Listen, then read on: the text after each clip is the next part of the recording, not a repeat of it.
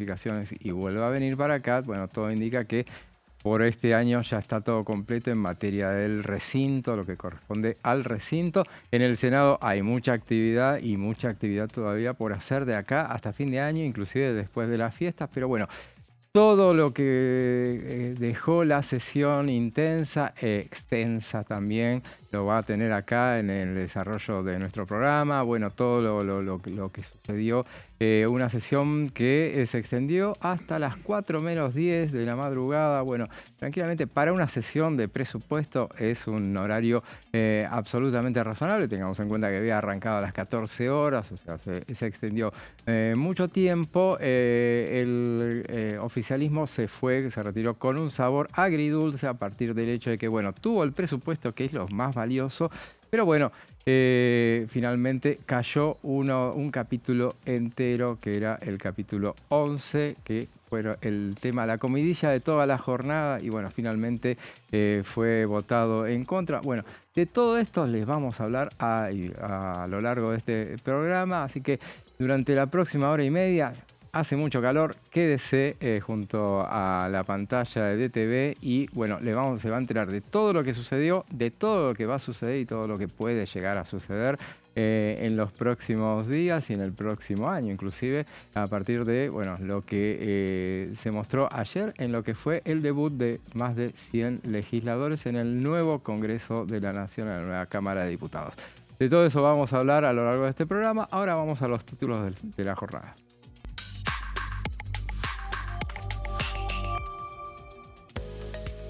Proyecto de ley del presupuesto 2026 obtuvo media sanción la ley de ejercicio fiscal y la ley de principio de inocencia fiscal.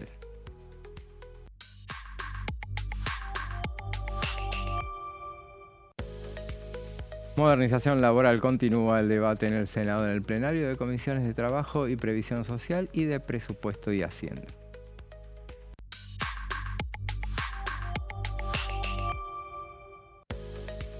Diputados aprobó y giró al Senado el proyecto de inocencia fiscal. La iniciativa del gobierno obtuvo 130 votos a favor, 107 en contra y 2 abstenciones. Esos son los títulos de esta jornada y ahora les presento a quien me acompaña, Juan Pablo Cabra. ¿Cómo estás, Juanpi? ¿Cómo estás, José? Muy buenas tardes. Sí, una jornada realmente caliente la que estuvimos viendo en las últimas horas aquí en el recinto, con mucha tela para cortar y con muchos desafíos que se le abren al gobierno. En principio, bueno, en estos momentos hay una reunión de la mesa política del gobierno para definir los próximos pasos, porque dicen que el presupuesto, así como está, no puede ser plasmado en la realidad, ya que compromete el superávit fiscal. Hay voces del oficialismo que transitan estos pasillos, José, que son un poco más cautos, quieren esperar un poco a ver qué sucede, quieren analizar mejor los próximos pasos, la estrategia, pero bueno, por lo menos hay una primera línea del oficialismo que ya está diciendo que esta ley de leyes, así como está, no le sirve. Y por otro lado, también hay que ver cómo continúa la relación del gobierno con los aliados, ¿no? Luego de la votación que se realizó, la designación en 3 puestos claves de la AGN, que por lo menos dejó al PRO muy, pero muy caliente, ¿no? Ya por lo menos hay voces que expresan del Partido Amarillo, ¿no? Que va a ser muy complicado establecer nuevos entendimientos de cara al futuro. Así es, esa es la palabra, me parece. Caliente, caliente como está el clima por estos días. Y la verdad es que, bueno, lo exteriorizó en su momento, ya bien de madrugada, a las 3 de la madrugada, el presidente del Bloque Pro, Cristian Ritondo, bueno, en eso que evidentemente se lo veían venir, porque sabían que había algo por el texto que leyó justamente Cristian Ritondo. En ese momento, evidentemente, había un run sobre el tema. Nadie imaginaba que iba a suceder ayer, precisamente. Pero bueno, eso lo vamos a ir desarrollando seguramente en el próximo bloque. Lo que sí, me quedo pensando en en eso de rasgarse las vestiduras a partir de lo que sucedió ayer. Fue un gran éxito. Es el primer presupuesto que recibe media sanción, todavía le falta la aprobación en el Senado, todavía no terminó. Mañana, a partir de las 10 de la mañana, arranca el debate en el Senado, o sea que ya hay bastante organizado, digamos. Se aprovecha un viernes, se va a aprovechar el viernes que viene también en el Senado, después de la Navidad, para abrir el recinto, para tratar justamente lo que es la reforma laboral, según todo indica. Veremos a ver cómo es mañana se sabrá cuál es el organigrama que tienen para el presupuesto, la ley de leyes. Si es mañana, seguramente lunes y martes tenga dictamen y después tiene que pasar una semana. Ya se sabía que eso va a quedar para después de Navidad, pero no el viernes, como estamos hablando de la modernización laboral, sino ya lunes o martes 29 o 30. Claro, exactamente. Hay que ver también, José, qué posición toman los gobernadores, ¿no? Porque, a ver, lo que uno puede escuchar de voces del sindicalismo es que esta marcha, además de tratar de ser un mensaje para la gestión de Javier Milei, de mostrar rechazo, músculo, también pretende ser un factor de presión para los mandatarios. Por eso las protestas se extendieron a las casas de las provincias de todo el país. Y ya vimos que el día de ayer hubo gestos de gobernadores dialoguistas que no terminaron acompañando el famoso artículo 75 que derogaba las leyes de emergencia, perdón, de financiamiento universitario y emergencia en discapacidad, ¿no? Me parece que por ahí también pasa la clave. ¿Cómo van a reaccionar muchos de los gobernadores que, dicho sea de paso, en las últimas horas estuvieron hablando con algunos dirigentes de la primera línea de la CGT como Gerardo Martínez?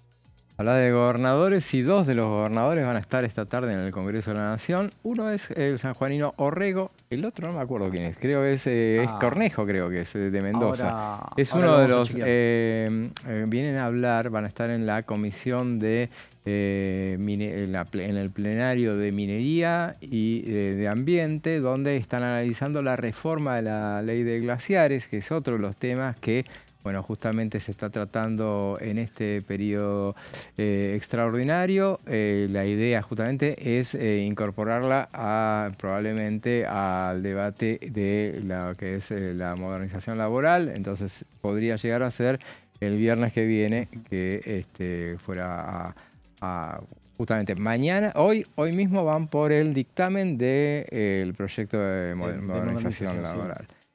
Y glaciares también lo dictaminarían hoy mismo, así que quedaría listo para la semana que viene. Y ahí nuestro productor nos dice que va a venir Orrego y el catamarqueño Raúl Jalil. Bien. Gracias, Ari. Son los que van a estar justamente en esa reunión porque, bueno, hoy estuvieron muchas cámaras, representantes de cámaras. Ayer habían estado funcionarios, o sea que es un debate, me parece bastante interesante, bastante amplio, dentro de la compresión de fechas para tratar el tema. Lo mismo pasa con la modernización laboral, que ayer estuvo todo el día, mientras nosotros estábamos con la sesión en diputados, en el Senado de la Nación, arrancada a las 9 de la mañana y terminaba a las 8 de la noche. Fue el momento que se fueron los de la CGT. Pero mientras no fue a las 12, a las 8 de la noche. Con cruces también, José. Con cruces. Recordemos que Mayans ya avisó que la ley va a estar judicializada siempre y cuando se sancione, ¿no? Claro. Es una estrategia que también empezó a circular, bueno, nosotros lo comentábamos, ¿no? Desde los despachos de los equipos jurídicos de la calle Azopardo, sede de la CGT, y que, bueno, Paulón también, el diputado Esteban Paulón, de Provincias Unidas, también lo anticipó. Así es, después les vamos a contar cuál es la objeción que hace la oposición en el Senado por el tema esto que dice que van a judicializar, pero bueno, a las 12 de la noche más o menos fue, 12 y poco, fue el momento en el que se aprobó en forma general el presupuesto de la Nación y veamos ese momento. Se va a votar a continuación en general el dictamen de mayoría de la Comisión de Presupuesto y Hacienda con las modificaciones leídas por el miembro informante. Les pido por favor que se identifiquen a los efectos de que no haya ningún tipo de inconveniente en la votación, y si falta alguien de venir, por favor avísele porque vamos a proceder a votar. Sírvanse a identificarse, diputados. Vamos a dar 1 minuto y medio en vez de 1 minuto como lo hacíamos habitualmente, en virtud de que hay 127 o una buena parte de los 127 que su primera experiencia como legisladores. Les pido me tengan paciencia y sí, por la duda. Sí, diputado. Hay gente que va a votar por primera vez. Así que se cierra la votación. 132 votos afirmativos, 97 negativos, 19 abstenciones. Resulta afirmativo, se pasa al tratamiento en particular.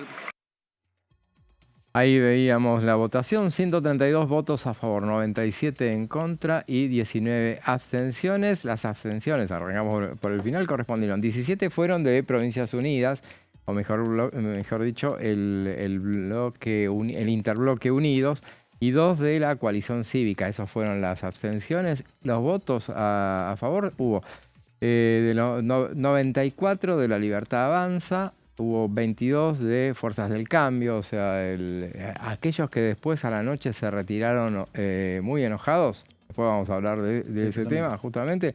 Bueno, ahí votaron unificados, todos, los 22, que son PRO, el MID, los radicales y un santacruceño. Después hubo los 7 de Innovación Federal, los 3 catamarqueños, elijo Catamarca, 2 de los 3 de los tucumanos de Independencia, uno estuvo ausente, los 2 de sanjuaninos de Producción y Trabajo, la diputada neuquina y el diputado puntano de ese bloque que es País Federal, que eran los que antes eran Consenso, algo así, o no. Me parece que eran Encuentro Federal. No, los que estaban con Pagano y compañía, porque Pagano, que es de este bloque, votó en contra. Claro, Pagano, que había fundado Coherencia. Coherencia. Coherencia, decía Consenso. Pagano, el Gato Fernández votó en contra, De la Sota votó en contra, esos son los bloques, los monobloques que votaron en contra, 2 de Encuentro Federal, los 4 de la izquierda y 88 de Unión por la Patria. Así estuvo discriminado esa votación del presupuesto nacional, que después tuvo una extensa, como suele suceder, y eso que lo trataron a través de capítulos, el debate en particular. Pero veamos, también no fue lo único que se aprobó, también se aprobó lo que es el proyecto de inocencia fiscal, y veamos el momento en el que se producía esa aprobación. A continuación, se va a votar en general el dictamen de mayoría de las comisiones de Presupuesto y de Hacienda y de Legislación Penal recaído en el proyecto de ley sobre reforma al procedimiento tributario, al régimen penal tributario y modificación del Código Civil y Comercial de la Nación, contenido en la orden del día número 3. Sírvanse, diputados, a identificarse y marcar su voto. Tiempo. Se cierra la votación. 130 votos afirmativos, 107 negativos, 2 abstenciones. Ahí veíamos con el momento de la votación de ese que fue el segundo de los temas a tratarse. Este tema, por ejemplo, no tuvo debate, porque una cosa rara que se estaba dando fue alrededor de, bueno, se había dado toda la votación de, en particular del presupuesto, se había registrado el rechazo sobre el final de ese artículo, de ese capítulo 12. Después vamos a hablar en profundidad sobre esa cuestión, Sí, pero había quedado todo. Tenemos información de último momento también. A ver si querés aportar. Bueno, sí, básicamente sobre qué va a realizar el oficialismo. Sí, efectivamente hay una línea de La Libertad Avanza que ya está hablando de veto, pero también hay otras fuentes libertarias que caminan los pasillos de esta casa que dicen que es muy apresurado hablar de un veto a la ley. Hay que ver qué sucede en el Senado y también hay que seguir dialogando y viendo qué estrategia se realiza con el Poder Ejecutivo. ¿Sí? Son dos cuestiones que tienen que estar en el radar y que, bueno, vuelven a remarcar estas fuentes libertarias a las que, bueno, he tenido acceso, que todavía es muy temprano, ¿no? Para hablar de que la ley de leyes no puede ser plasmada. Una lástima que se haya complicado tanto el tema. Siempre es una buena noticia que se apruebe el presupuesto. En este caso, bueno, hubo una sola cosa que se rechazó. Sí. Lo que pasa es que, bueno, se había optado por hacer en capítulos y entonces englobaba muchos artículos. Sabemos, entre esos artículos estaban los de las leyes de emergencia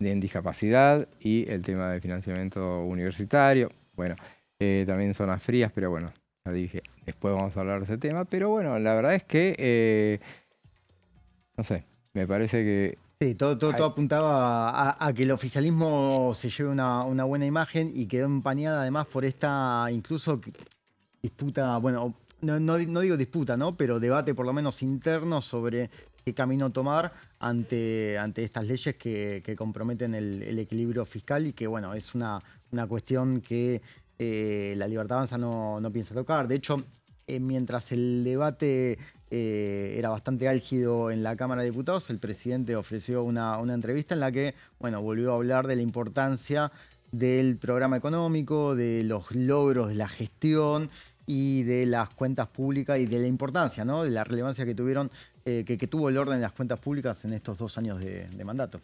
Bueno, por eso un discurso celebratorio era justamente en el canal de streaming oficialista, justamente Carajo estaba, Carajo, sí, y donde hubo toda una movilización para acompañar su presencia ahí. Entonces me parece que, bueno, hay un deseo de auto-opacar un poco lo que fue un logro. Me parece que, bueno, cuando vos tenés derrotas en realidad, y esta fue muy pequeña, pero notoria, pero bueno, lo mejor es minimizarlas. Parece. Hay una costumbre de hacer lo contrario. Pero bueno, en ese momento, cuando después de haberse aprobado justamente el presupuesto nacional, después y haberse rechazado ese artículo, ese capítulo 11, se había producido la aprobación, el tratamiento de inocencia fiscal y había un alboroto en la Cámara de Diputados muy intenso. Entonces, bueno, que no la dejaban concentrar a Laura Rodríguez Machado encima, y entonces ahí tomó las riendas Silvana Giudice y pidió directamente, bueno, vayamos a votar y listo, y chao. Y fue lo que hicieron porque, bueno, lo importante es tener las leyes y esa ley la tuvieron. Veamos lo que en otro pasaje del discurso, del debate del presupuesto, decía un diputado que tiene sus años acá y que volvió justamente, es uno de los 127 que regresó al Congreso de la Nación. Muchos llegaron por primera vez, pero bueno, este ya inició su 4º mandato y es Agustín Rossi, y esto decía. Señor presidente, que aparece muy claro en todo el debate presupuestario es la ausencia de una mirada sobre la economía real. La pregunta es, cuando tengan este presupuesto aprobado, ¿van a ir a sentarse en una asamblea de trabajadores de las tantas empresas que cerraron durante estos últimos años? ¿Van a ir a hablar con los distintos sectores industriales que han tenido que cerrar su empresa, suspender trabajadores o bien cambiar el perfil de fabricantes por comercializadores a partir de la apertura indiscriminada de productos que generan una tensión notable en todo lo que significa el desarrollo industrial de la Argentina? ¿Van a hacerse cargo del industricidio que están generando en el conjunto del entramado productivo de la sociedad? ¿Cómo van a hacer para reabsorber esos más de 300.000 trabajadores, sumando los trabajadores del sector público con el sector privado, que ya no tienen su trabajo a partir del gobierno del presidente Milei, creyendo que solamente van a ser reabsorbidos por políticas extractivas? ¿Cómo van a hacer para empezar a generar una reactivación del consumo? No el consumo suntuario, sino el consumo popular. ¿A dónde van a mirar? Al conjunto de los argentinos que este año, a esta época, están planificando cómo hacen para pasar las fiestas de Navidad y Año Nuevo, con restricciones al consumo. Esa mirada sobre la economía real es la mirada que está ausente, señor presidente, en todo el presupuesto que hoy la Libertad Avanza, el bloque oficialista, va a intentar aprobar en la Argentina. Y, señor presidente, es imposible seguir gobernando de espalda a la realidad. La realidad marca el sentido en el cual están parados cada uno de los argentinos. Y la realidad que vive la mayoría de los argentinos es de angustia, independientemente del resultado electoral. Además, en algunos casos, con la derogación de la Ley de Educación Técnica, con la derogación de la Ley de Educación Nacional, señor presidente, se llevan puestos 40 años de lucha a favor de una educación inclusiva e integral en la Argentina. La Ley de Educación Nacional y la Ley de Educación Técnica fueron paridas por la carpa blanca que soportó el gobierno del presidente Menem en frente de este Congreso. Era el diputado nacional Agustín Rossi, bueno, uno de los más enfáticos de Unión por la Patria, bueno, en esta sesión que arrancó a las 14:27, le costó conseguir el quórum, estaban todos, en este caso estaban todos los diputados, estaban parados y, bueno, remolones en sentarse finalmente, pero arrancó entonces a las 14:27, y se extendió el presupuesto, lo trataron a la medianoche. Pasada la medianoche, minutos después de la medianoche. Y después, como fue por el tratamiento en particular, fue por capítulos, eran 12 capítulos, entonces fue bastante más rápido de lo que es cuando es por artículo. No es la primera vez que se apela a, bueno, agarrar. En general lo que se hace es votar por paquetes. Entonces dice del artículo 6 hasta el 22, votan todo porque más o menos hay coincidencia. Porque cuando se va a la votación en particular, en general ya se sabe cómo van a estar los números. Nadie va a ciegas. Por eso pareciera que como que ayer sí había alguna certeza de que iban a estar los votos y bueno, finalmente no estuvieron. A lo mejor estaba el engaño de que la sensación que había dejado esa votación, que fue poco antes de las 3 de la tarde, cuando se votó justamente que se aprobara todo de manera que por capítulos se votara y no se abrieran los capítulos. Entonces en ese momento daba la sensación de que si estaban los votos para eso, todos estaban a favor de justamente en particular ese capítulo que terminó fracasando. Veremos a ver entonces cuáles son las consecuencias de todo lo que sucedió ayer. Hay muchísimo más para hablar sobre el tema, pero vamos ahora a una breve pausa y después seguimos con más plenario.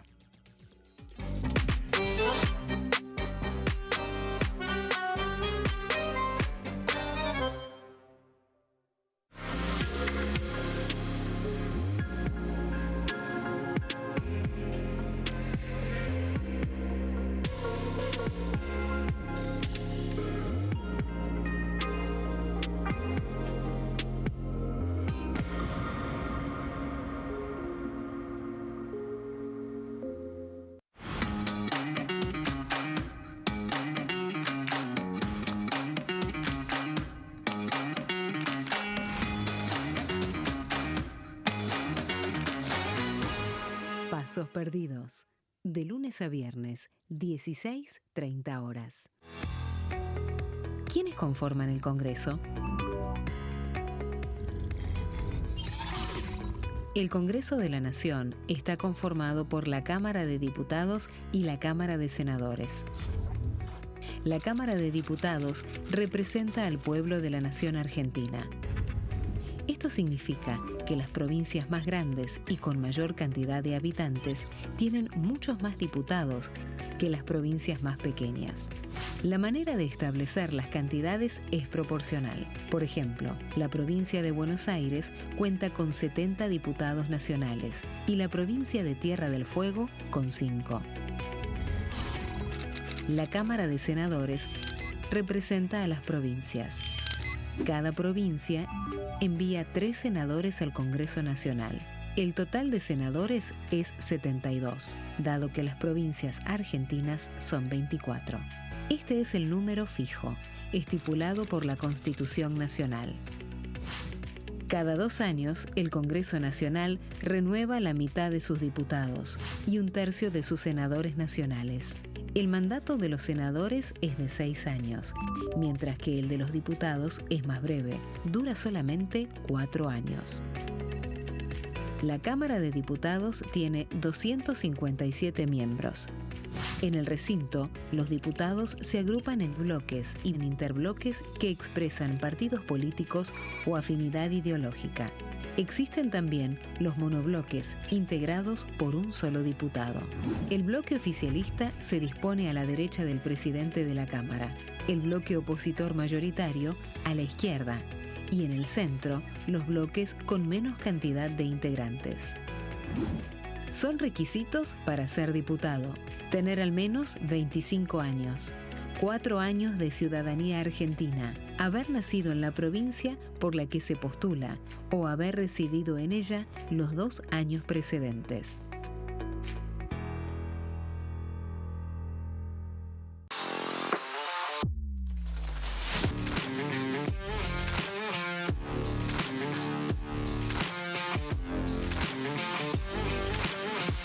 Orden del día, de lunes a viernes, 11 horas. Bienvenidos, bienvenidas. Esto es mi proyecto de TV Stream.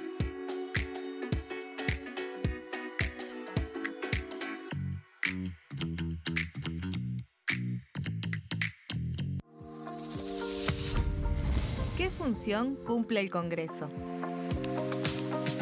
El Congreso ejerce su función legislativa a partir de la deliberación y sanción de leyes que busquen el bien común de todos los habitantes. Durante 2024 se sancionaron 44 normas de enorme trascendencia, como la Ley Bases y Puntos de Partida para la Libertad de los Argentinos, la Ley de Medidas Fiscales Paliativas y Relevantes y la Boleta Única de Papel. La Constitución Nacional determina las atribuciones del Congreso, las cuestiones sobre las cuales puede y debe legislar, así como sus limitaciones. También establece la relación entre los distintos poderes, que es fundamental para equilibrar el sistema republicano. Además de legislar, el Congreso tiene la función de ejercer el control del Poder Ejecutivo. Entre otras atribuciones, ese control incluye el pedido de informes, las interpelaciones, la actuación de la Auditoría General de la Nación, dependiente del Congreso, la posibilidad de solicitar juicio político y la aprobación de las cuentas de inversión. Desde la reforma constitucional de 1994, el jefe de gabinete de ministros tiene la obligación de concurrir periódicamente al Congreso para informar acerca de la marcha del gobierno. Este informe se realiza alternadamente en cada Cámara del Congreso.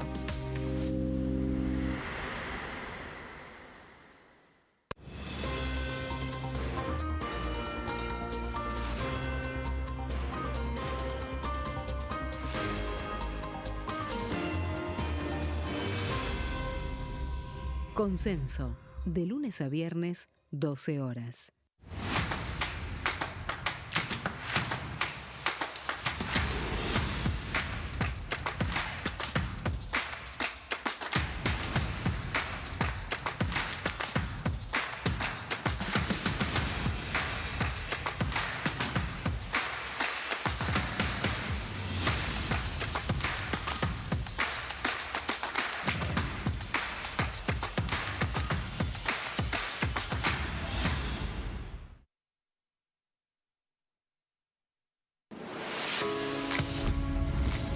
¿Cómo funciona el Congreso?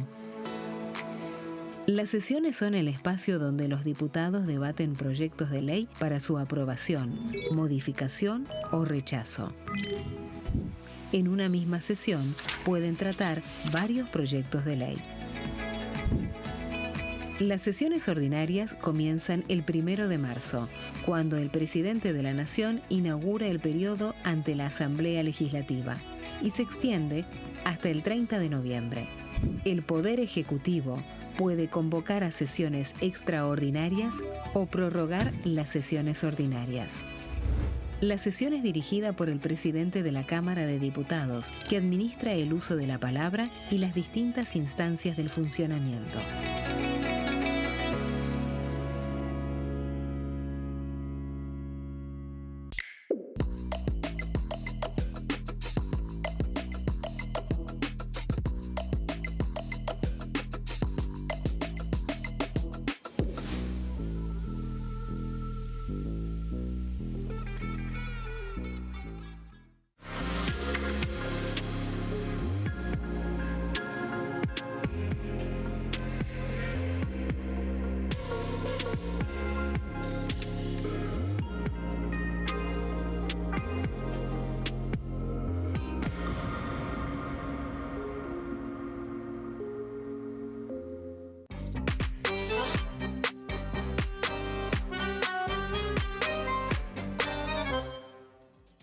Seguimos con plenario y ayer, y con el análisis de lo que fue la sesión de ayer, larguísima sesión, no tan larga como se podía llegar a especular. Había 3 temas, se terminaron aprobando 2.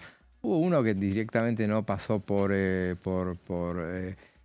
microscopio del legislativo, porque en realidad directamente se sabía de entrada, y estamos hablando de la regla fiscal, ese proyecto que era el tercero del debate, y que realmente se había dicho, bueno, no, se sabía que había una intención o había la sensación de que se iba a quedar sin quórum en ese momento, lo iban a dejar. Cuando la sesión se termina porque se queda sin quórum, no es nada que no esté previsto en realidad, y en ese momento en realidad no se quedó sin quórum, se iba a pasar, pero allá por las 4 menos 10 de la madrugada ya Silvana Giudici dijo, bueno, no hay, ya ha sido bastante larga la sesión, esto quedará para la próxima sesión, y justamente esa es la manera, o sea, no digas, bueno, no pudimos aprobar el tercero de los temas que estaba previsto, en realidad es un tema que no tiene, que tenía los votos para ser aprobado. Evidentemente será cuando vuelvan a reunirse. Pero hubo previamente, antes de eso, ya había habido una cuestión que fue la cuestión disruptiva, más allá de ese capítulo rechazado. La cuestión disruptiva fue esa propuesta que sorprendió a todos, sobre todo a los aliados principales del oficialismo. Pero bueno, del tema nos va a hablar Juanpi. Bien, estamos hablando justamente de 3 puestos que el gobierno, de 3 personas que el gobierno propuso para la Auditoría General de la Nación y que no contó con el visto bueno de la Coalición Cívica, de Provincias Unidas, del Frente Izquierda y sobre todo del PRO, un partido aliado al espacio violeta. Vamos a estar desgranando esta cuestión en las siguientes placas y ya estamos viendo la primera, que tiene que ver con la aprobación justamente de los 3 auditores, que son Rita Mónica Almada, Juan Ignacio Forlón y Cintia Pamela Caletti.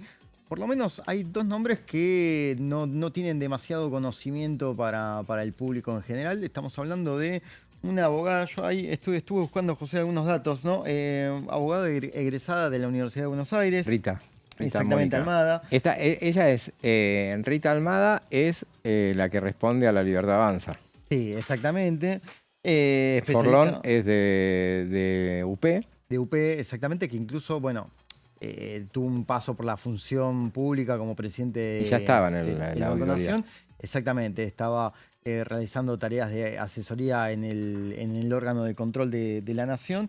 Y bueno, la Caletti, salteña, mucha experiencia en la gestión de Gustavo Sáenz, una persona que además presidió el bloque de Innovación Federal hasta que cumplió su mandato hace unos días. Sí, son tres los nombres que el oficialismo buscó realizar un debate express rápido, justamente por algo que, por lo menos en la Casa Rosada ya venía sonando, ¿no? Que tiene que ver con el funcionamiento de este órgano de control, que se necesitaba celeridad en algunos procesos, en expedientes, que se necesitaba completar las vacantes y que, bueno, aprovecharon esta ocasión. Lo dijo Berti Venegas Lynch en un momento del debate, que era fundamental que estas vacantes estuviesen ocupadas. Y sí, la Auditoría General de la Nación está solamente tenía el presidente designado, que es Juan Manuel Olmos. Juan Manuel Olmos,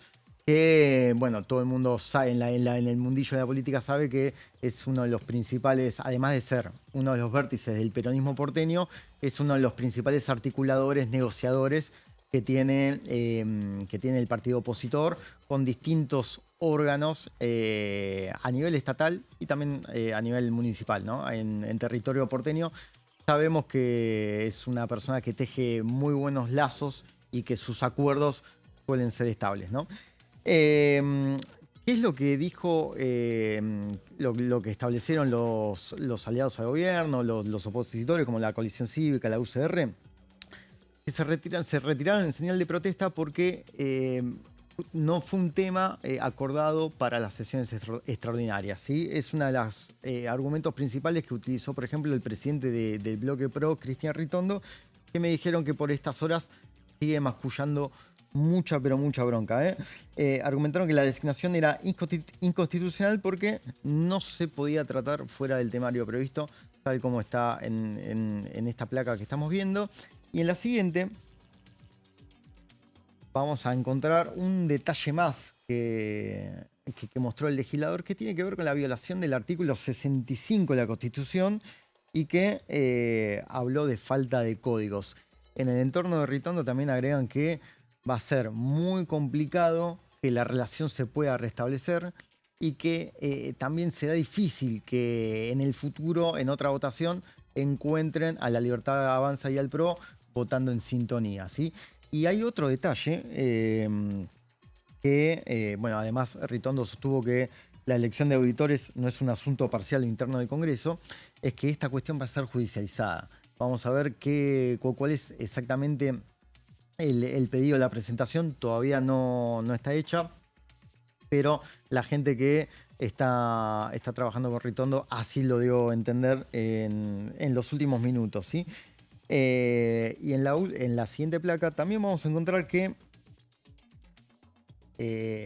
esta presentación judicial que quiere encabezar Cristian Ritondo también va a ser acompañada por otros legisladores de las bancadas que se retiraron ante esta decisión intempestiva del oficialismo. También hubo quejas por la falta del paso previo por comisión y por desconocer la idoneidad de los designados, aunque bueno, ya vimos algunos detalles justamente del pergamino que tiene cada uno. Sí hay una cuestión con Almada que está por lo menos flotando en los medios cuando uno empieza a tratar de buscar información, que tiene que ver con un paso previo por el Banco Nación en la época del corralito de Domingo Felipe Cavallo, ¿sí? Dicen que se le abrió un expediente porque ella, como miembro del Banco Nación, quitó los dólares exactamente fuera de la normativa vigente, que se le abrió una causa judicial, pero lo que terminó sucediendo es que, bueno, fue exonerada. O sea, no tuvo la causa, no la encontró culpable y bueno, por eso justamente está hoy como integrante de este órgano de control, ¿sí? Sí. Y por último, en la última placa, vamos a encontrar parte de los argumentos del bloque oficialista. El que habló fue Alberto Venegas Lynch y justamente apuntó a la falta de funcionamiento, bueno, en línea con lo que el gobierno desde Balcarce 50 se encargaron de establecer durante todo el año. Inclusive, José, se había mencionado en su momento que uno de los posibles candidatos era el apoderado de la Libertad Avanza, Santiago Viola. Siempre que uno se pudo cruzar con el letrado, dijo que su tarea justamente estaba abocada a hacer al partido, a establecer las condiciones, a que justamente el sello violeta esté en todas las provincias, algo que finalmente terminó sucediendo y que no era parte de su desafío personal integrar la AGN. Pero bueno, sabemos que hubo un sector de la Libertad Avanza que trató de que Viola alcance un puesto en el órgano que está conducido por el peronista Juan Manuel Olmos. Claro, pero recordemos que esto venía desde hace bastante rato y estaba la cuestión de que, bueno, había que cubrir las vacantes que se producían en la AGN. Solamente que primero vencieron los mandatos de los diputados y después vencieron los mandatos de los senadores. No son senadores, sino los designados por el Senado, los designados por diputados. Y cuando vencían los mandatos de los diputados en su momento, bueno, había un acuerdo tácito que se había establecido para que los designados fueran por parte, uno del PRO, estamos hablando del principio de los tiempos, de allá por 2024, uno del PRO, que siempre era Jorge Triaca, iba a ser el designado, uno del radicalismo, porque en ese momento eran las fuerzas más vigorosas, recordemos, tenían más inclusive que la Libertad Avanza, y eran aliados. El radical iba a ser Mario Negri, y uno por parte de Unión por la Patria, que iba a ser Juan Forlón, Juan Ignacio Forlón, siempre fue Forlón. Sí, En todas las siempre, alternativas siempre estaba Forlón, que él venía de estar ahí. Sí, en el PJ siempre resaltaron la experiencia, que también estuvo en el Banco Nación y que, bueno, sí, siempre estuvo cerca del órgano, Claro. que entiende de cuestiones técnicas. Está bien que pongas idóneos en el cargo. En ese momento, después, ¿qué es lo que pasó? En La Libertad Avanza dijeron, bueno, pero es un cargo, esto es un cargo que tiene mucho tiempo, tiene 8 años. 8 años, exactamente. Es mucho tiempo que tiene. Entonces decía, nosotros que vamos a hacer gobierno donde durante un mandato o probablemente si reelegimos y no vamos a tener ningún auditor. Entonces dijeron, bueno, que querían a alguien que era Viola, el que Claro, empezó a... exactamente, el que Entonces empezó dijeron... Le dijeron a sus aliados, encima Unión por la Patria decía que a ellos les correspondían 2 en realidad y reclamaban siempre que eran 2 los que les correspondía. Bueno, la cuestión es que terminaron diciendo, bueno, pónganse de acuerdo, le dijeron al PRO y a la UCR, a ver, uno de ustedes y déjenos que se baje y nosotros ponemos a uno. Nunca se pusieron de acuerdo, entonces ese tema quedó, pasó el tiempo y finalmente terminó sucediendo que vencen los mandatos de los designados por el Senado, entonces quedó vacía la Auditoría General de la Nación ante la insistencia de ver cómo cubrirlo. En un momento dado de este año, allá lejos hace tiempo, pero por marzo o abril, me acuerdo que una de las razones por las cuales el oficialismo no convocaba a sesionar era justamente porque sabía que en cuanto convocaran a sesionar, le iban a meter la propuesta de, había un entendimiento entre Encuentro Federal y Unión por la Patria.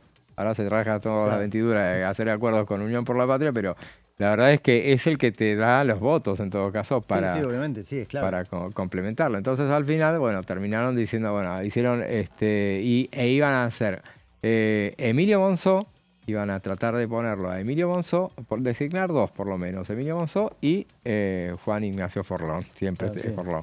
Entonces, y al final, bueno, no se pateó para adelante. Recordemos, el presidente de la Cámara de Diputados presentó un proyecto para reformar la AGN.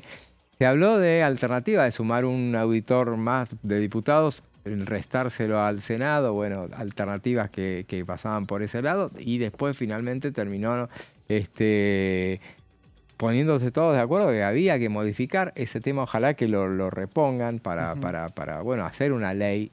Porque los miembros de la AGN es algo que lo establece la Constitución, es un organismo que una potestad que da la Constitución y que le da a las cámaras de designar gente en esas auditorías, pero después se puede establecer una legislación para darle... transparentar también este tipo de procesos, ¿sí? Que están supeditados a la rosca política, básicamente. Cosa que sí, no terminó sucediendo finalmente. Bueno, la cuestión es que ahora, bueno, se resolvió de esta manera. Son mandatos de 8 años todavía. En las leyes que se hablaron de sugerir alternativas para modificar como la conformación de este organismo, se hablaba de reducirlos a 4 años los mandatos, que es mucho más razonable, no lo que es ahora, entonces 8 años. Pero bueno, finalmente esto terminó haciendo ayer una cosa muy desprolija. Los votos, ¿cómo fueron? Fueron entonces, se votaron por 186 votos a favor y 3 abstenciones. Las abstenciones fueron de Picón Martínez, los 2 sanjuaninos, Picón Martínez y Carlos Jaime, y el diputado Morquio, que es de La Libertad Avanza, que terminó absteniéndose. En cambio, los 186 votos fueron 86 de La Libertad Avanza, 86 de Unión por la Patria, votaron juntos. Totalmente. 7 de Innovación Federal, que justamente votaban a Caletti, obviamente. 3 de Catamarca, 2 de Tucumán, 1 de Neuquén, la neuquina, y Garrido son los que le dieron los votos a esta alternativa, que después juraron ahí, porque tenía que aprovechar y que juraran ahí, y la curiosidad la dio el hecho de que no estaba Caletti a mano. No sé dónde la fueron a buscar, pero la cuestión es que cómo estirabas, porque tenía que jurar ayer, después cómo haces jurar en otro momento, aparte removés las heridas, entonces bueno. Sí, obviamente en este contexto complicado, ¿no? Porque encima, en estos momentos el PRO dice, La Libertad Avanza prefiere que le audite su gestión Unión por la Patria y no nosotros, ¿no? Claro. Ese es el razonamiento del espacio que conduce Ritondo. Y le encontraron la vuelta en alargarlo. Bueno, aprovecharon y metieron todo lo que no lo iban a hacer en realidad. Los homenajes y las cuestiones de privilegio que estaban, que les venían reclamando, dándolo a la izquierda sobre todo. Decían, no la van a... nos mintieron, no las van a hacer. Bueno, al final le hicieron ahí todas las cuestiones de privilegio para alargarlo mientras llegaba Caletti y el diputado Leiva decía en un momento dado, le estamos haciendo él también fue una de las cuestiones de privilegio, ya decía cualquier cosa, total, sabía que había que hacer tiempo y decía, bueno, le estamos haciendo el aguante a Caletti que llegue, y finalmente llegó y terminó jurando, pero bueno. Fueron detalles de una sesión intensísima y veamos durante esa sesión, uno de los que volvió al Congreso de la Nación fue Luis Petri, y esto decía durante la sesión. Algunas cuestiones de previo y especial pronunciamiento antes de referirme al presupuesto. Veo frente a mí carteles en las bancas de la bancada opositora que reclaman la libertad de Cristina Fernández de Kirchner. Y eso me lleva a decir dos cuestiones. Primero, no tienen pudor republicano, porque no respetan la división de poderes, porque se pronunció la justicia y la condenó con condena firme. 26 magistrados se pronunciaron. Respeten la división de poderes. Está condenada. Y la segunda cuestión que demuestran esos carteles es que son profundamente autoritarios. Porque fue condenada por enriquecimiento ilícito de funcionarios públicos, que el artículo 36 de la Constitución considera que es un grave atentado al sistema democrático. Eso defienden. También me quiero referir, señor presidente, acá se ha dicho, y lo dijo quien informaba el dictamen de la minoría. Votaron sin tener fuente de financiamiento, dijeron. Eliminaron muchos impuestos, dijeron. Y no explicaron cómo se financiaba. Textual. Redujeron de manera temporaria alícuotas del derecho de exportación. Y tampoco dijeron la fuente de financiamiento. ¿Saben qué? Nos sentimos orgullosos de haber bajado impuestos. Hemos bajado un 2,5 del PBI, un 2,5 puntos del PBI en impuestos que asfixiaban a los argentinos. Hemos bajado el 42% del gasto público del PBI a un 30%.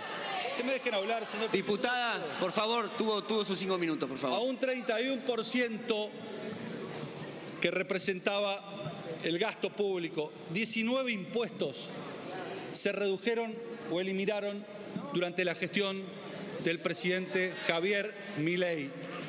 ¿Y sabe por qué es esto, señor presidente? Porque hay 4 palabras que el kirchnerismo desconoce y siempre desconoció. Reducción del gasto público. Reducción del gasto público. Son palabras que no existen en el diccionario populista del kirchnerismo.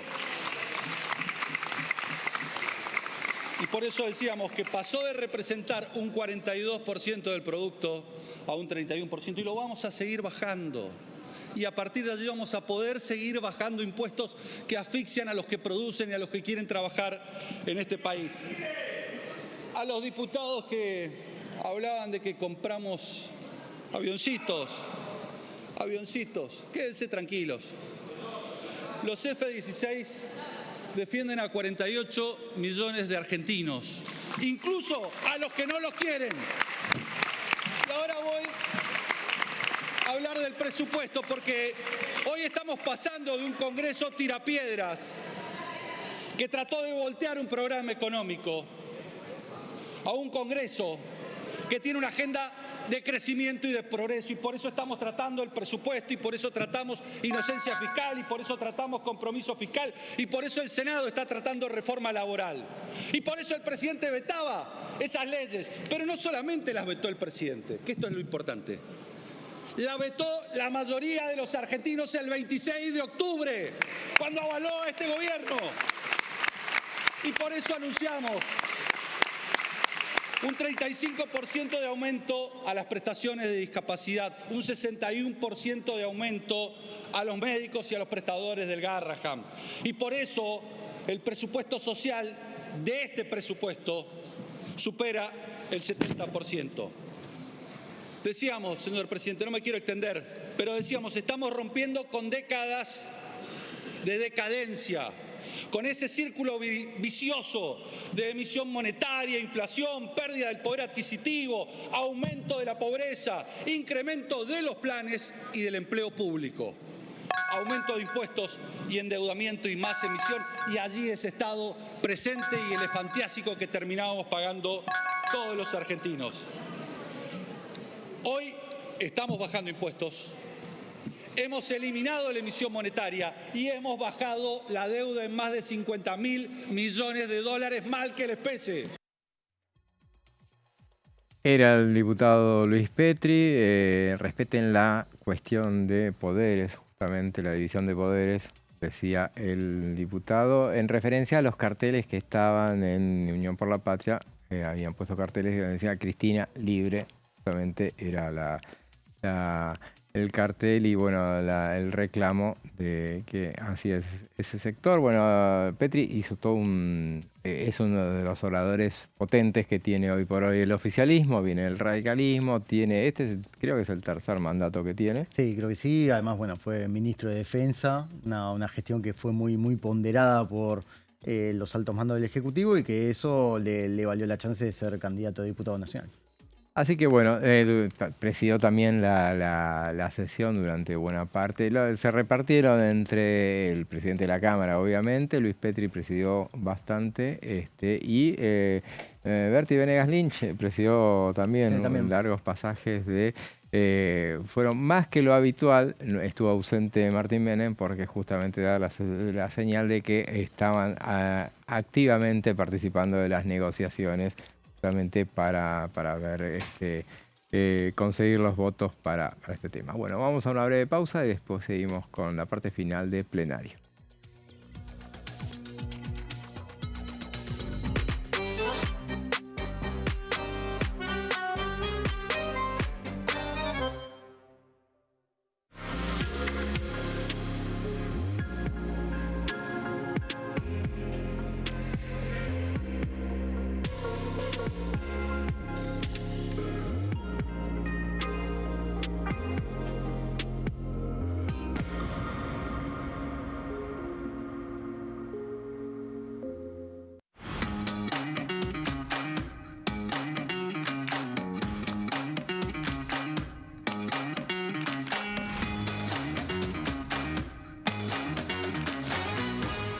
Pasos perdidos. De lunes a viernes, 16:30 horas. ¿Quiénes conforman el Congreso?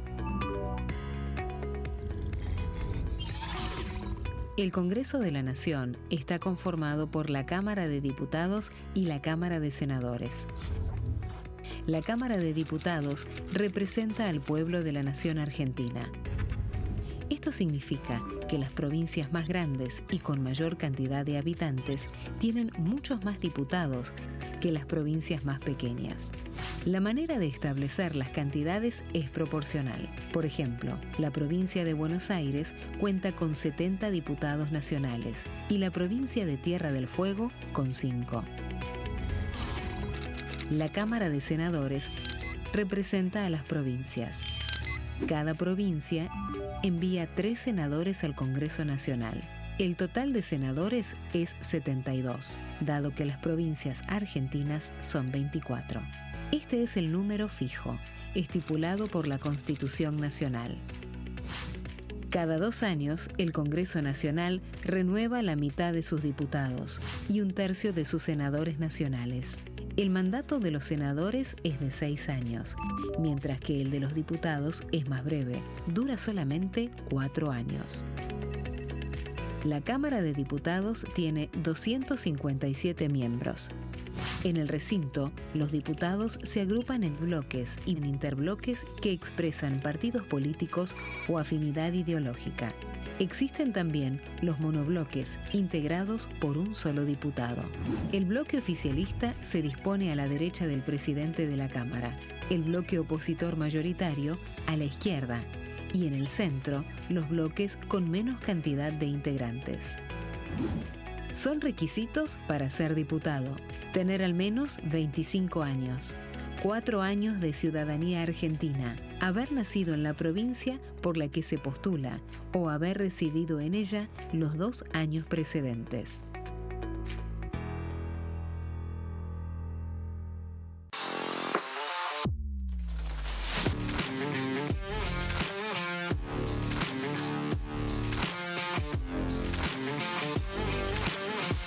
Orden del día, de lunes a viernes, 11 horas. Bienvenidos, bienvenidas. Esto es mi proyecto de TV Stream.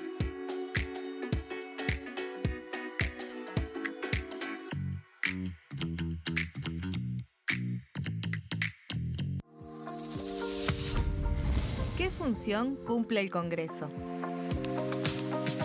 El Congreso ejerce su función legislativa a partir de la deliberación y sanción de leyes que busquen el bien común de todos los habitantes. Durante 2024 se sancionaron 44 normas de enorme trascendencia, como la Ley Bases y Puntos de Partida para la Libertad de los Argentinos, la Ley de Medidas Fiscales Paliativas y Relevantes y la Boleta Única de Papel. La Constitución Nacional determina las atribuciones del Congreso, las cuestiones sobre las cuales puede y debe legislar, así como sus limitaciones. También establece la relación entre los distintos poderes, que es fundamental para equilibrar el sistema republicano.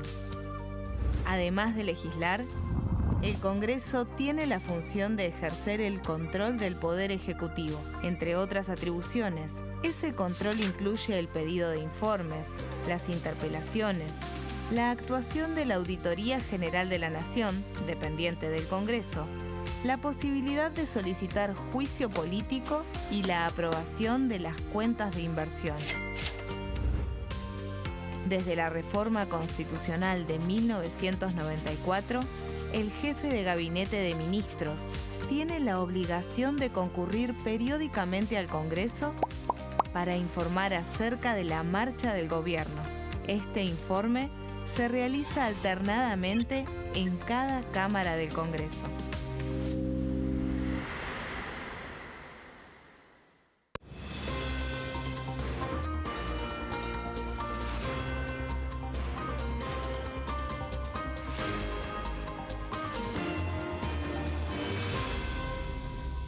Consenso, de lunes a viernes, 12 horas.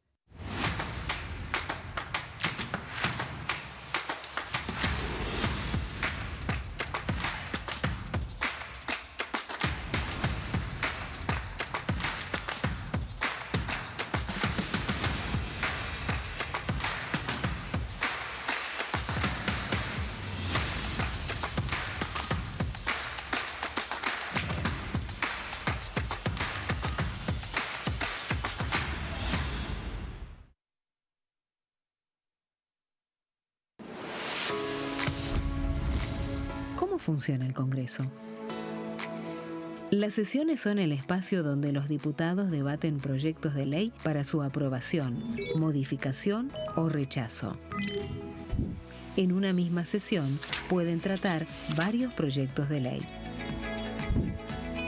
Las sesiones ordinarias comienzan el 1 de marzo, cuando el presidente de la Nación inaugura el periodo ante la Asamblea Legislativa y se extiende hasta el 30 de noviembre. El Poder Ejecutivo puede convocar a sesiones extraordinarias o prorrogar las sesiones ordinarias. La sesión es dirigida por el presidente de la Cámara de Diputados, que administra el uso de la palabra y las distintas instancias del funcionamiento.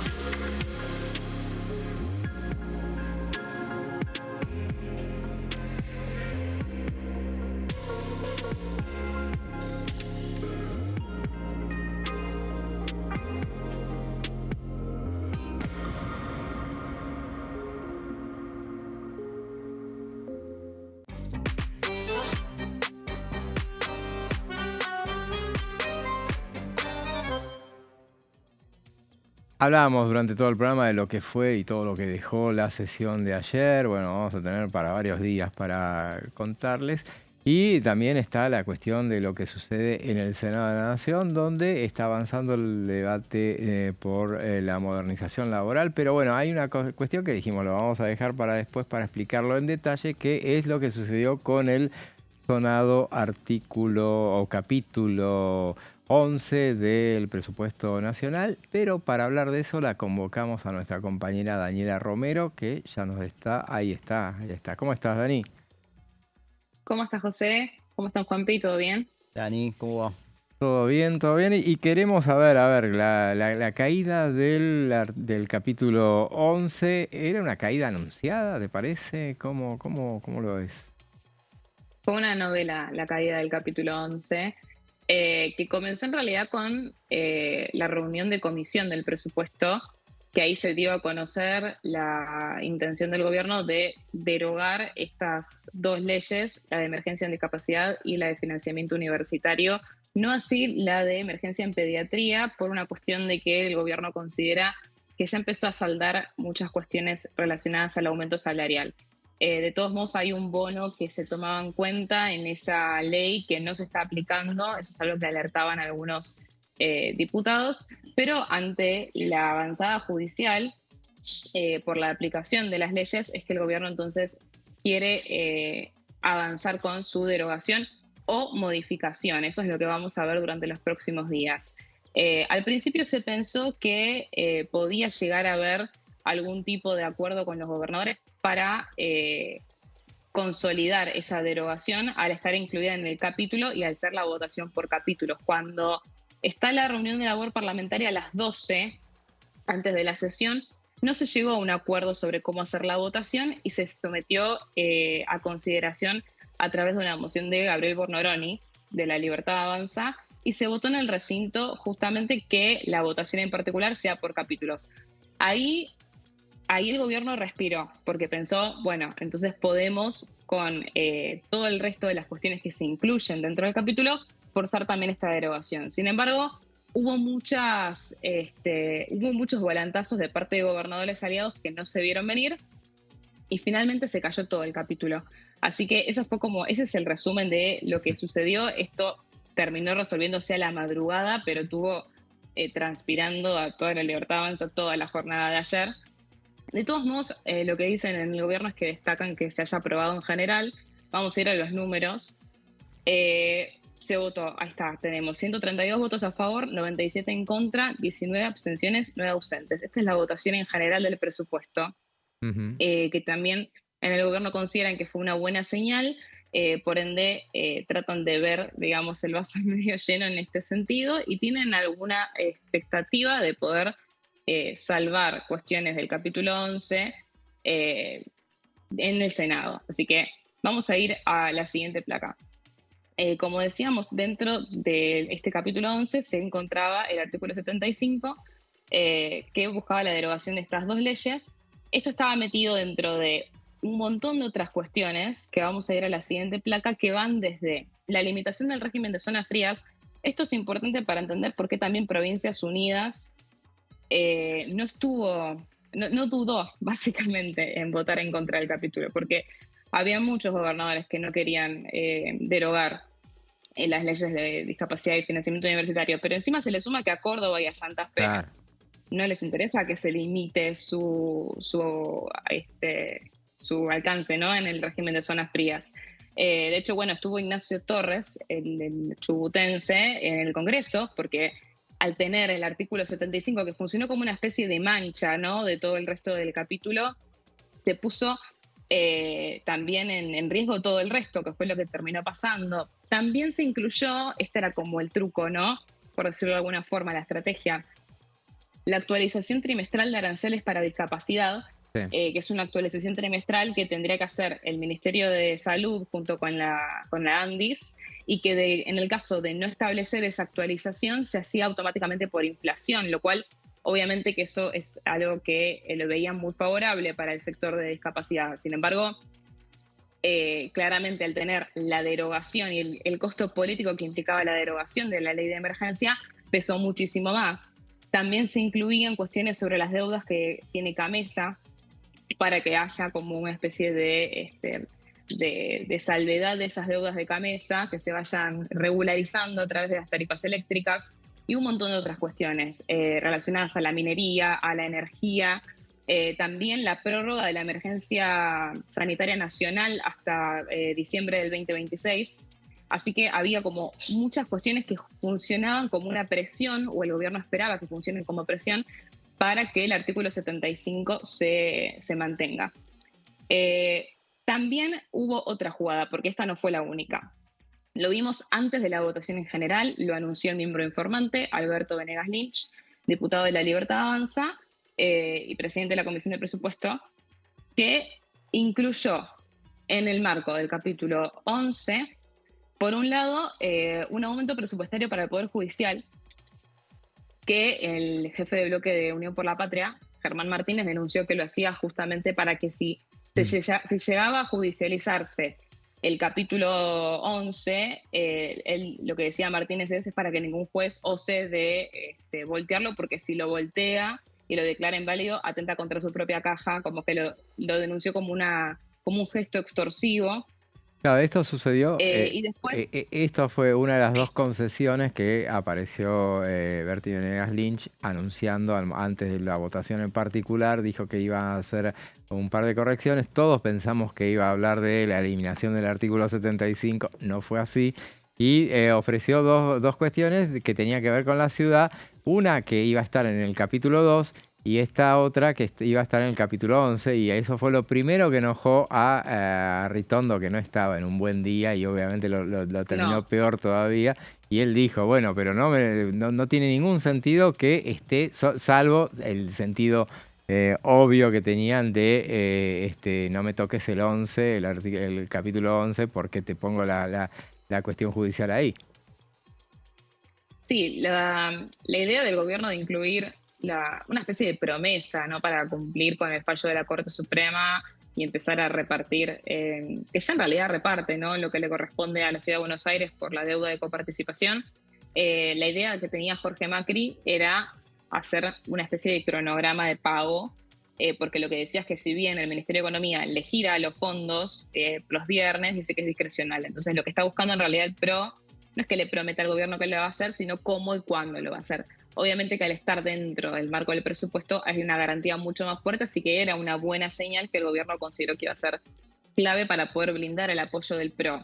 Yo creo que el PRO, igual más allá de lo que fue la inclusión de este artículo dentro del capítulo 11, ya en realidad viene pasando, o sea, tiene un enojo acumulado hace tiempo. Ya fijémonos cuando fue el momento de reunir quórum. El PRO llegó a último momento, o sea, hizo transpirar, más allá del juego de la silla que estaban haciendo algunos también opositores dialoguistas, lo que también trascendió es que hubo problemas técnicos con los nuevos diputados libertarios de que no sabían cómo loguearse y dónde tenían que sentarse, o sea, fue todo un conjunto de cosas que terminó en que el quórum se consiga literalmente gracias a Provincias Unidas, un minuto antes de que termine la media hora reglamentaria. Claro. Pero el PRO llegó muy sobre la hora también, se hizo notar su ausencia por unos 20 minutos, 25 minutos. Ya eso te mostraba que no había una predisposición demasiado voluntariosa. Sí, también habían cuestionamientos en torno a otras, bueno, el tema de Camesa, por ejemplo, que estaba dentro del capítulo 11, también fue lo que cuestionó el PRO, como que no estaba muy claro cómo iba a ser ese cronograma de pago.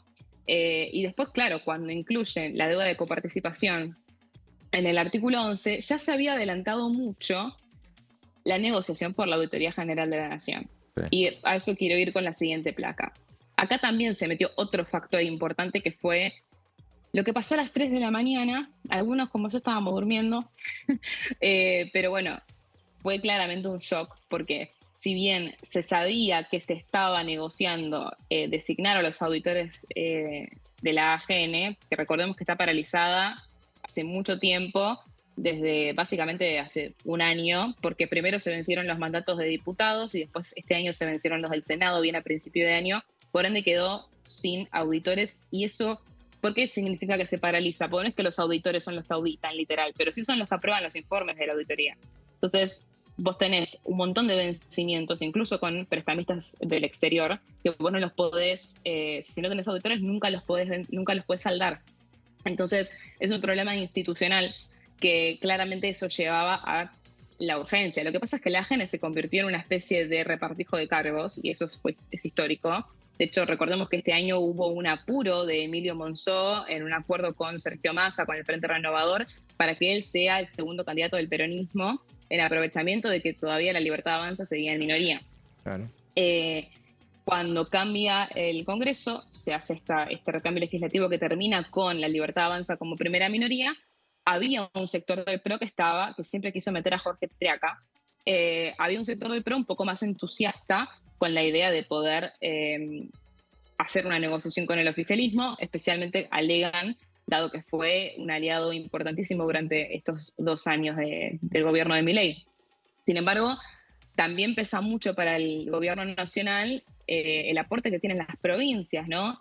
Y acá fue cuando Gustavo Sáenz, el gobernador de la provincia de Salta, hace ya varias semanas se empezó a negociar que se incluya a Pamela Caletti, exdiputada de Innovación Federal, como miembro de la Auditoría General de la Nación, que fue exactamente lo que pasó. Entonces hubo un acuerdo para que básicamente los miembros de la AGN los designe un miembro por el peronismo, un miembro por lo que le llaman las provincias, entre comillas, o sea, un miembro para Salta y otro para la Libertad Avanza. Así que esta fue básicamente la negociación. A todo esto se suma el reparto de los aportes del Tesoro Nacional que funcionaron durante el mes de diciembre a favor de Tucumán, Entre Ríos, Misiones, Salta, Chaco y Catamarca. De todos esos, solamente Misiones y Salta fueron 2 provincias que también de la mano con otras negociaciones bilaterales apoyaron el capítulo 11. Entonces hubo una pérdida significativa de alianzas con los gobernadores y eso se vio en la votación de ayer. Vamos a ir a la siguiente placa donde vemos el resultado final. El capítulo fue entonces rechazado, sorprendió a todo el mundo, incluso a la propia oposición que lo festejó prácticamente con champagne. 117 votos a favor, 123 en contra y 2 abstenciones. Abstenciones que no lo puse, pero creo que si no me equivoco fueron por parte también de Entre Ríos, ¿no? de Rollo Figueroa, un aliado electoral del gobierno. Claro. Acá estamos encontrando también otro aliado electoral del gobierno que es Chaco. Cipollini y Schneider. Sí, Cipollini. Sí. O sea, vimos que a los aliados electorales, cabe destacar que trascendió que había también algún tipo de volantazo por parte de Mendoza y no fue así. Sí fue muy discutido por Lisandro Nieri, el diputado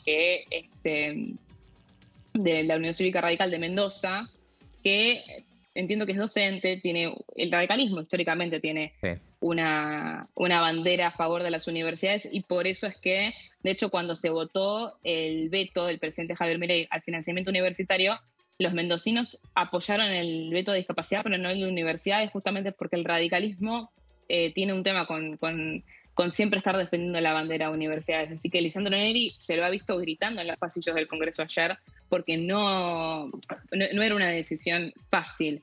Pero finalmente los mendocinos sí votaron a favor del capítulo 11. Pero bueno, vimos que Entre Ríos y Chaco, las otras 2 provincias aliadas electorales, no. También lo vimos con Osvaldo Jaldo y con Raúl Jalil, que es como lo que más se veía venir durante el transcurso de la sesión. Pero también golpeó bastante a Figueroa de Neuquén y a Diógenes González, el correntino de Valdés. Esto también es importante porque la incidencia que tienen ellos en el Senado, especialmente de Jalil, de Esdero y de Valdés, te puede inclinar la balanza a la hora de conseguir el dictamen y conseguir la mayoría para aprobar el presupuesto. Claro. No así la de Jaldo. ¿Quiénes fueron los gobernadores que sí estuvieron a favor? Bueno, tenemos a Pasalacqua o Rovira, que es también el líder del Frente Renovador de la Concordia. Así que vimos a Misiones a favor del capítulo 11, a Marcelo Rego de San Juan, las sanjuaninas de Producción y Trabajo también, pero de todos modos Rego no tiene incidencia en el Senado, sí lo tiene Misiones. como les digo, Cornejo también, y Gustavo Sáenz de Salta también, que creo que fue que hizo 2 y 1, no fueron todos los salteños de todos modos, pero podemos decir que con el acuerdo de la AGN, claramente el apoyo de Sáenz está garantizado. No es menor que el gobierno lo que hizo fue esperar a que se apruebe el presupuesto, en general y en particular, y que se apruebe el proyecto de inocencia fiscal, que un funcionario decía hoy que es la ley más importante, para recién entonces, a las 3 de la mañana, llevar adelante este acuerdo que habían hecho por la Auditoría General de la Nación. Claro.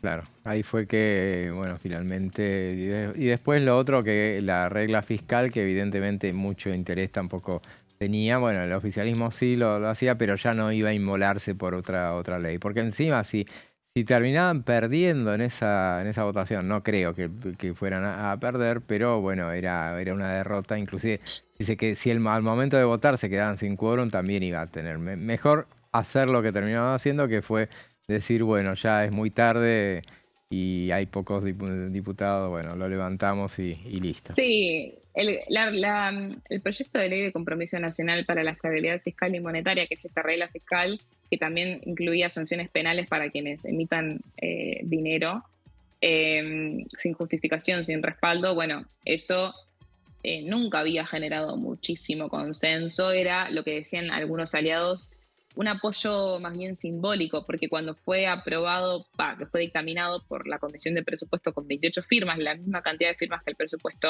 sí, todos decían que era una cosa simbólica, pero cuando empezó la sesión se dejó justamente para el final porque no había mucho interés en realmente llevar adelante este proyecto de ley.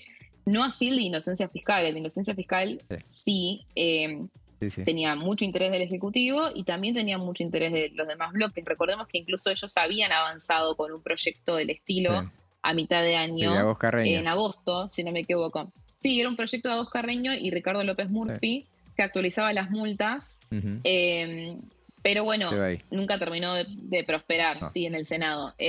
Así que la inocencia fiscal sí tenía mucho acuerdo, el presupuesto obviamente también, pero compromiso nacional no era algo que sea prioritario para ninguno. Perfecto, Daniela, muy, muy completo, realmente. Nos explicaste todo lo que es ese... Traté de resumir. Ese capítulo 11. Sí, da para hacer un programa entero, un informe, un documental sobre el tema. Tal cual. Gracias, Dani, buen fin de semana. A ustedes. Bueno, era nuestra compañera Daniela Romero. Y bueno, hablamos mucho de Bertie Venegas Lynch, que fue uno de los protagonistas por ser, bueno, presidente de la Comisión de Presupuesto y Hacienda y miembro informante del Presupuesto Nacional. Veamos lo que decía en el recinto ayer. Después de 3 intentos, llega al recinto para aprobarlo. Se dice que es la ley de leyes. ¿Correcto? ¿Por qué es la ley de leyes y por qué pasa un plan de gobierno al Congreso? Justamente por los anticuerpos que tiene la democracia para tener auditorías cruzadas y se limita el poder.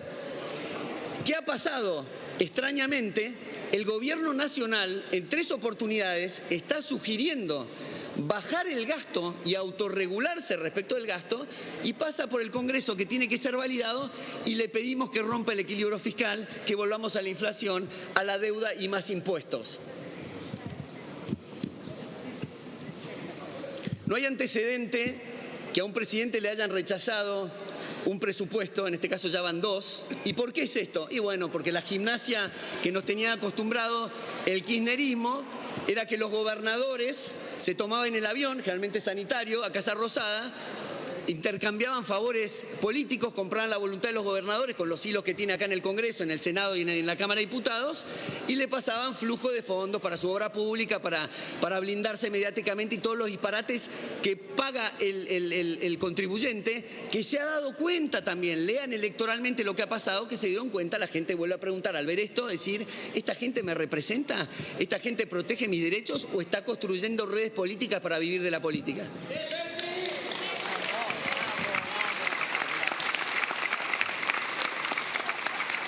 Bueno, aún así el presupuesto del Congreso, el Poder Ejecutivo se ha autorregulado porque es un principio moral de no gastar más de lo que se tiene, independientemente de que no tenía presupuesto, lo manejó junto con el tema del equilibrio fiscal. Vale aclarar acá que en el recinto, no sé si este año fue un diputado kirchnerista, dijo, y fue un sincericidio, dijo, acá los liberales para tomar las necesidades que tiene, digamos, en la representación del Estado con la gente, se fija primero qué recursos tiene. Nosotros somos peronistas y primero solucionamos todas las necesidades y después vemos de dónde conseguimos los recursos. Entonces, es justamente la historia argentina del despilfarro que la gente se dio cuenta que eso termina en las espaldas de contribuyentes. Ayer mismo en una comisión, una diputada kirchnerista dijo algo muy llamativo, pero lo tomo por el tema de la batalla cultural. Dijo: el equilibrio fiscal está en el ADN del peronismo. Una cosa insólita, que claro, no se condice con los antecedentes del peronismo. Ahora, sí me llama la atención y lo veo positivamente de la batalla cultural. ¿Por qué? Porque el político tradicional, si se quiere mantener en la política, no tiene más remedio que leer el electorado y cambiar su discurso. Y espero que esa diputada vote ahora a favor, ¿no?, del equilibrio fiscal. Entonces, eso es algo dentro de todo positivo, que como la opinión pública y la batalla cultural va corriendo el eje de debate y va corriendo la política también. El equilibrio fiscal muchas veces se lo está, ahora comunicacionalmente, el kirchnerismo y la socialdemocracia se lo está tratando de mostrar como si fuera algo contrario a lo que es la contención social, como le dicen, y toda la parte esta, digamos, de la solidaridad y la empatía, que generalmente son términos que se han subvertido para hablar del robo y quitarle a algunos para darle a otros, ¿no? Pero esta contención social, justamente la gente entendió, y les pido que al kirchnerismo que entienda esta cuestión, la gente entendió que bajar el gasto del Estado es contención social, es sacarle justamente el yugo del Estado, que durante 40 años hemos estado descuidando el avance del Estado y ahora es una hiedra venenosa que la tiene el sector privado en el cuello. Entonces lleva tiempo sacar eso, pero el camino justamente de la contención social es que la gente no pague el fruto de su trabajo, el 60% de lo que hace todo el día, para bancar políticos. Era Berti Venegas Lynch, presidente de la Comisión de Presupuesto de Hacienda, una de las figuras de ayer, obviamente, porque bueno, se trataba nada menos que el presupuesto nacional, que tuvo media sanción.